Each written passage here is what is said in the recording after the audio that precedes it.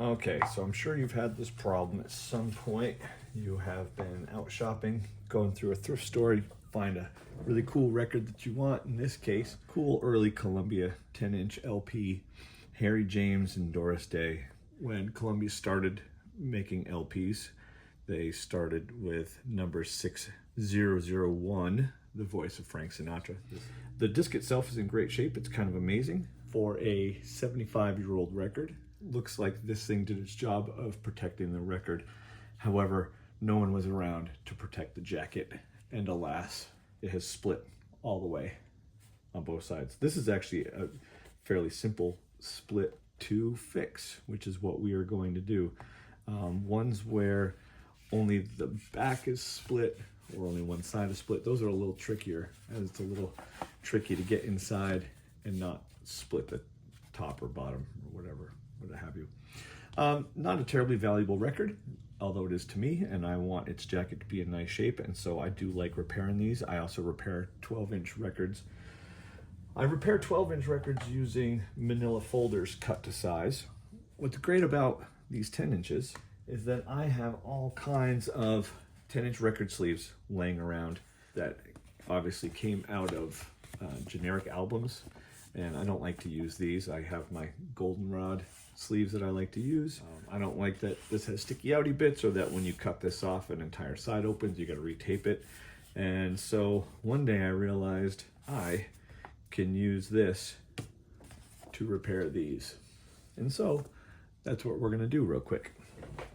So all we need to do is recreate this bottom edge here. These were made just pieces of hardboard, cardboard, whatever it is, with a wrap around it. And when it's just a wrap of a piece of paper, that paper gets old, gets brittle, and it splits pretty easily, as this may someday, but it'll at least be around as long as I am. And so we see that if I cut this bottom, it's going to be perfect. I actually don't even need that much. For a seam repair, it does not have to go the entire length. In fact, don't kill yourself over that. And in this case, the bottom overlaps a little bit. I've got some tape over here, which is why I'm not going to use this side, but it doesn't matter. Once I cut off of the bottom here, it's gonna make that part a great section. You don't need a whole lot in order to fix these. I usually cut about an inch or so to the inside.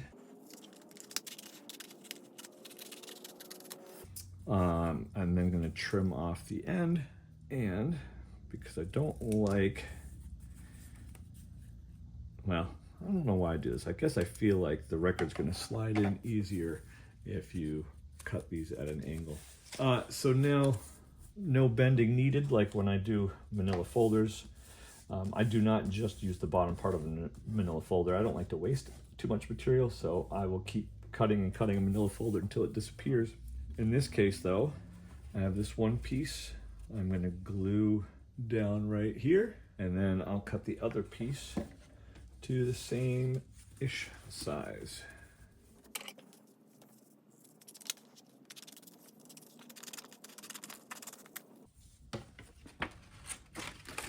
There, yeah, and see, this was not actually together, and so this goes in the recycling.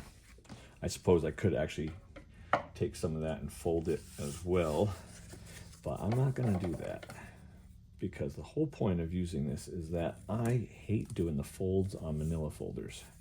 I obsess about making them straight, which they never come out straight. I spend most of my time just doing that. So now I've got these. I am actually going to just take a little bit of material off of this. One, because it's not entirely even, and that drives me nuts, but also I just don't want to overwhelm this with extra material. So this one's going to go up here, and this one is going to go down here, and they are going to go as flush to the bottom as I can. You can use regular white Elmer's glue. I like to use wood glue. I've always gotten the impression that wood glue is stronger than white glue, and probably doesn't even matter.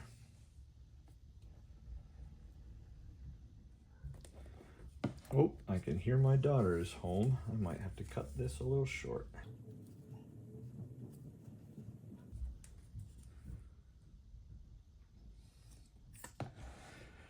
I don't want any of this part to not have glue on it, because I don't want a loose piece of paper flopping around inside this record sleeve.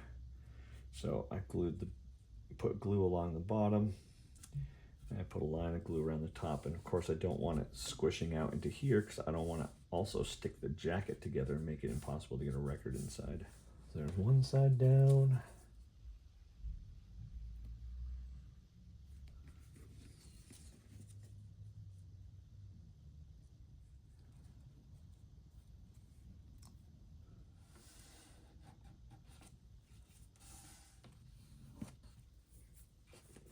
Alright, and then glue goes on the back side.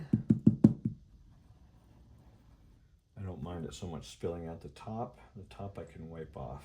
I do mind it spilling down into where the record goes. Okay, and then you can press, you can put weight on it. What I tend to do is I grab just whatever tools I have laying around.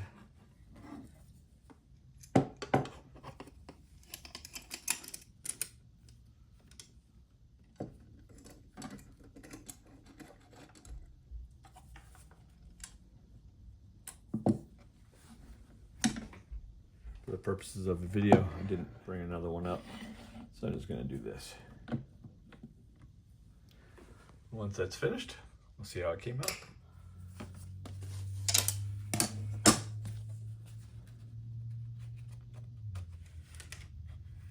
There will inevitably be a little bit of glue left as residue inside, and for that I just take a tool I have laying around, a ruler, a long knife, just to break some of those free and clean up the mess. I then take a little bit of glue and I put it along both repaired edges. I moisten up the paper that has been torn, the original cover slick, and I just go along very gently and I moisten the paper until I can get it to go down over the repair. But just be careful, it's just as likely to come off on your finger as is to go where you actually want it to go. All right, so the irony of this whole thing is that once we repair the jacket so that it doesn't open up anymore, the chance that I'm actually going to store this record in here is fairly slim. One, because these things hardly fit as it was, which is why so many of them were prone to opening up.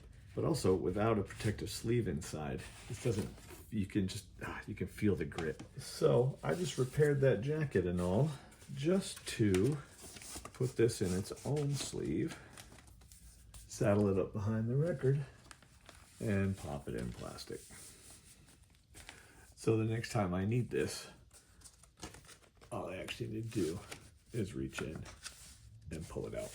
So I like the thought now that this jacket is repaired and could hold a record if it needed to, that its structural integrity is there, that it's not going to wreck this back spine now. And there you have it. That's how I fix these things.